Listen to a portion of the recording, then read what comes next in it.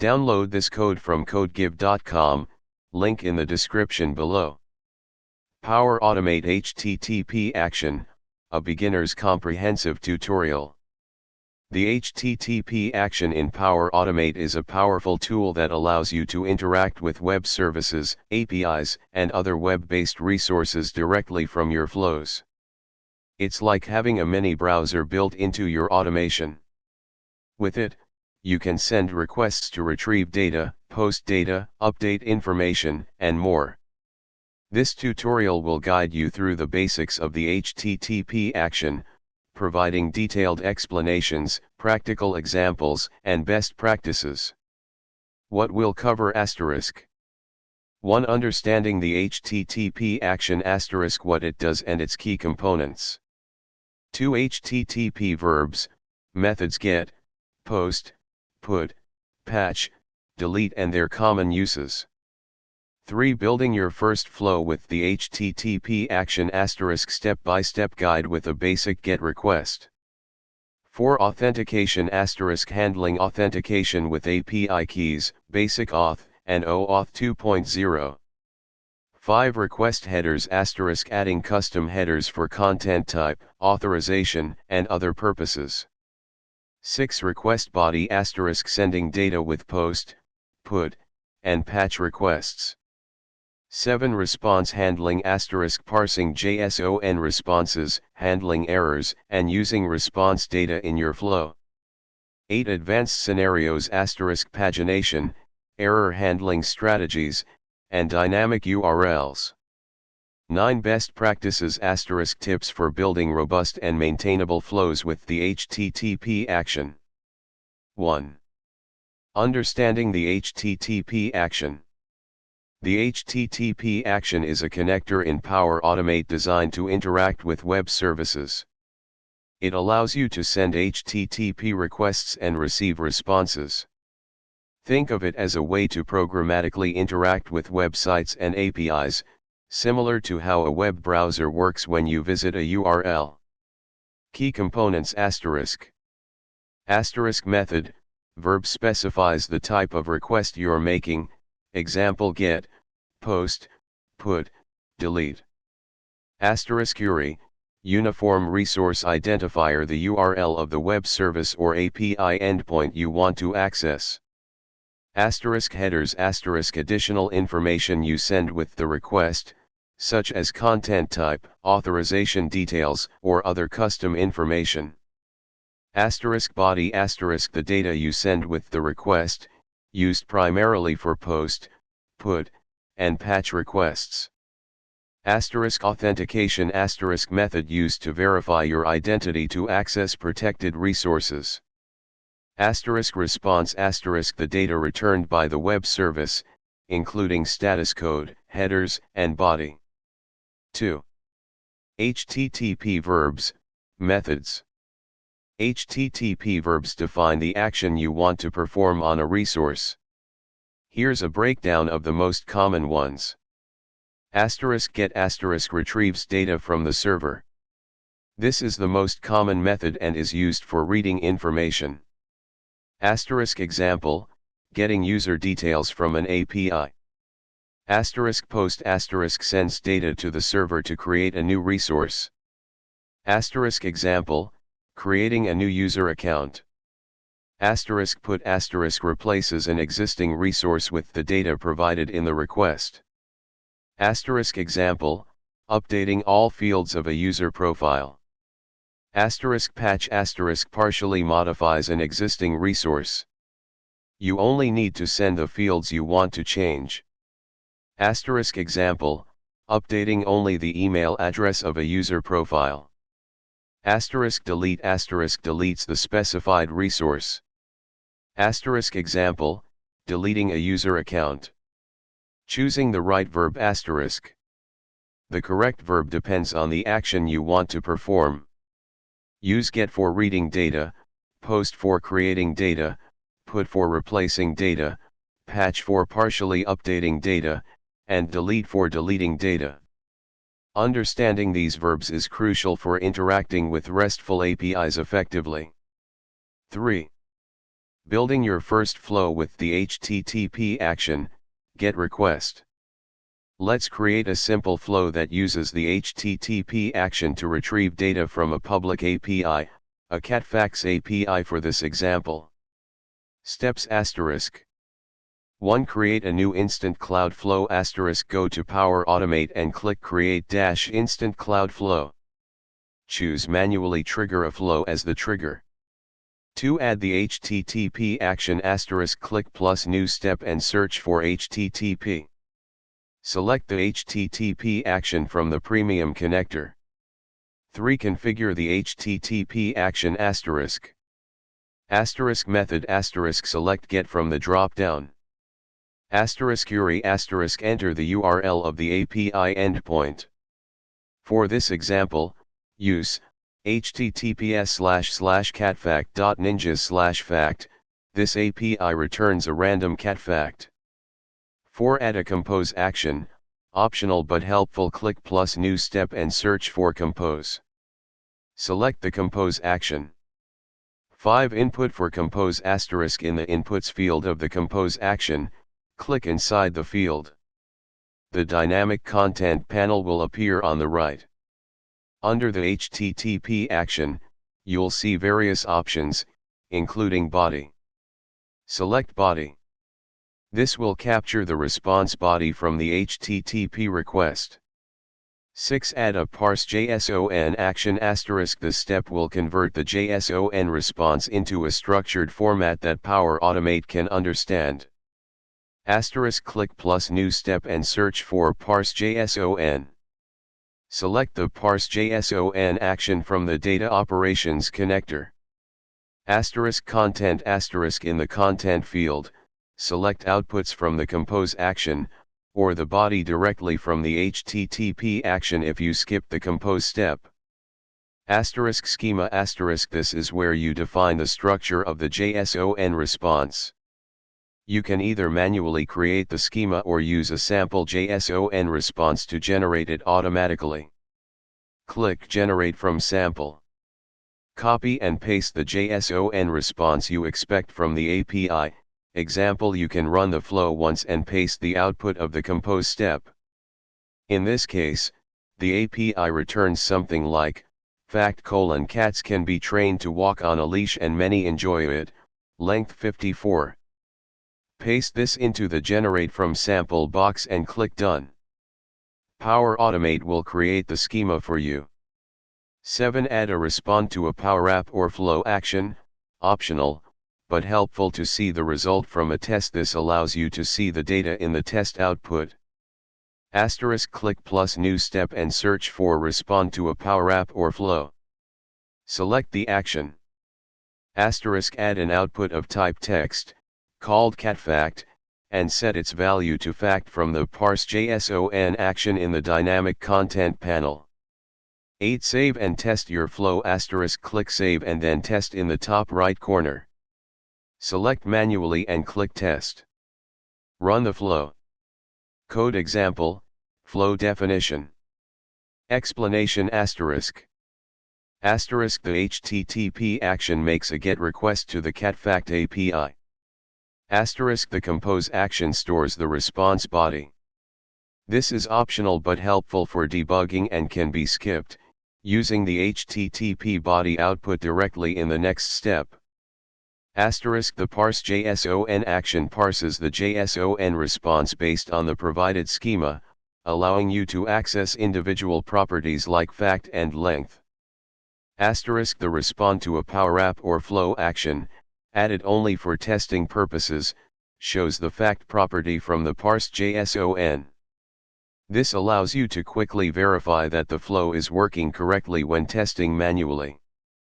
4. Authentication. Many APIs require authentication to protect their resources. The HTTP action supports several authentication methods. None, anonymous. No authentication is required, like the catfact API. Basic authentication *, uses a username and password. Caution *, avoid storing credentials directly in the flow. use environment variables or key vault instead. API key *, a unique key provided by the API provider that you include in the request headers or query parameters. *OAuth 2.0 *, a more secure authentication protocol that allows you to grant access to your account without sharing your password. Power Automate has built-in support for many OAuth 2.0 providers like Microsoft Graph, Salesforce, etc. Managed Identity * allows the flow to authenticate with Azure services using the flow's identity. Azure Active Directory OAuth * use this to authenticate to APIs secured with Azure AD. Example, using API key authentication. Let's assume you have an API that requires an API key to be included in the request header named XAPI key. 1. Configure the HTTP action ***. Set the method and URI as needed. Click Show Advanced Options. In the Headers section, add a new header with the key XAPI key and the value of your API key, example your API key. Code example, with API key authentication. Important * replace your _API _ key with your actual API key. For security reasons, consider storing API keys in Azure Key Vault and retrieving them in your flow. Example, using basic authentication. 1. Configure the HTTP action ***. Set the method and URI as needed. Click Show Advanced Options. For authentication, select Basic. Enter your username and password in the respective fields. Again, strongly consider using a key vault to store your password. 5. Request headers. Headers provide additional information about the request, such as the content type, authorization details, or custom information. Content type * specifies the format of the data you're sending in the request body, example application/JSON, application/XML, text/plain. Authorization * contains authentication credentials, such as an API key or a bearer token for OAuth 2.0. Accept * specifies the content types the client can accept from the server, example application/JSON, application/XML. User agent * identifies the client application making the request, useful for tracking and debugging. Example, setting the content type header. 6. Request body. The request body contains the data you send to the server with POST, PUT, and PATCH requests. The format of the body depends on the content type header. Example, sending JSON data with POST. Dynamic data in request body *. You can use dynamic content from previous actions in the flow to construct the request body. For example, you could create a JSON object from data entered in a Microsoft Forms response. 1. Add a when a new response is submitted trigger for Microsoft Forms. 2. Add a get response details action to retrieve the form data. 3. Add an HTTP action with the method set to POST and the content type header set to application/JSON. 4. In the body field, use the dynamic content panel to construct the JSON object using the data from the get response details action. For example. 7. Response handling. The HTTP action returns a response containing status code * indicates the success or failure of the request, example 200 OK, 400 bad request, 401 unauthorized, 500 internal server error. Headers * additional information about the response. Body * the data returned by the server. Parsing the response body, JSON. If the response body is in JSON format, use the parse.json action to convert it into a structured format that Power Automate can understand. We did this in the initial example with the Catfax API. Handling errors based on status code **. You can use the condition action to check the HTTP status code and handle errors accordingly. 1. Add a condition action after the HTTP action. 2. In the condition, check if the status code, from the HTTP action's dynamic content, is greater than or equal to 400. This will catch most error status codes. 3. In the if yes branch, add actions to handle the error, example send an email notification, log the error, or retry the request. 4. In the if no branch, add actions to process the successful response. Example, error handling with condition. In this example, if the HTTP status code is 400 or greater, a compose action will output HTTP error followed by the entire response body. Otherwise, if the request was successful, the parse.json action will parse the response. 8. Advanced scenarios.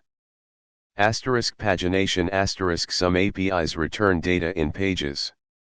You'll need to make multiple requests to retrieve all the data. Typically, APIs use query parameters like page or pagesize to control pagination. You'll need to use a loop, example do until, to iterate through the pages until you've retrieved all the data. Error handling strategies.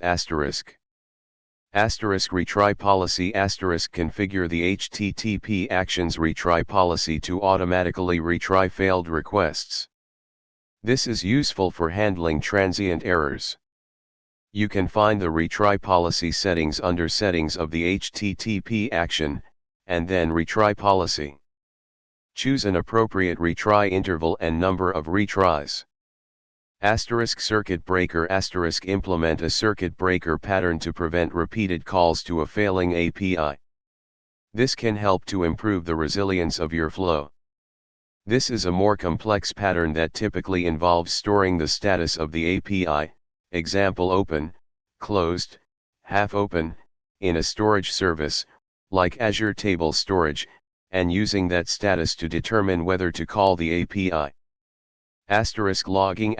Log errors and warnings to Azure Monitor logs for detailed analysis and troubleshooting. Dynamic URLs. Construct the URL dynamically based on data from previous actions. For example, you could use data from a Microsoft Forms response to build the URL. 9. Best practices. Use environment variables and key vault. Avoid hard-coding sensitive information like API keys, passwords, and connection strings directly in the flow. Use environment variables and Azure Key Vault to store and manage sensitive information securely. Handle errors gracefully. Implement error handling to catch exceptions and prevent your flow from crashing. Log errors for debugging purposes. Parse.json responses. Use the parse.json action to convert JSON responses into a structured format that Power Automate can understand. This makes it easier to access and manipulate the data. Use descriptive names. Give your actions descriptive names so that it's easy to understand what they do. This makes your flow easier to maintain and debug. Comment your flow. Use comments to explain the purpose of different sections of your flow, especially complex logic or formulas. Test thoroughly. Test your flow with different inputs and scenarios to ensure that it works correctly. Limit API calls. Be mindful of API rate limits. Implement caching or throttling to avoid exceeding the limits. Use try-catch blocks, if applicable though not directly available as a single try-catch action. You can simulate try-catch behavior by using run after configurations. Set actions to run after the preceding action only if it has failed. This allows you to define error handling paths. Monitor performance. Monitor the performance of your flows to identify bottlenecks and optimize them. Azure Monitor can be used for this purpose. By following these best practices, you can build robust and maintainable flows that interact with web services effectively. Conclusion: the HTTP action is a versatile and powerful tool in Power Automate. By mastering the concepts covered in this tutorial, you can build sophisticated flows that automate complex business processes, integrate with various APIs, and retrieve data from the web. Remember to practice and experiment to gain a deeper understanding of the HTTP action and its capabilities. Good luck.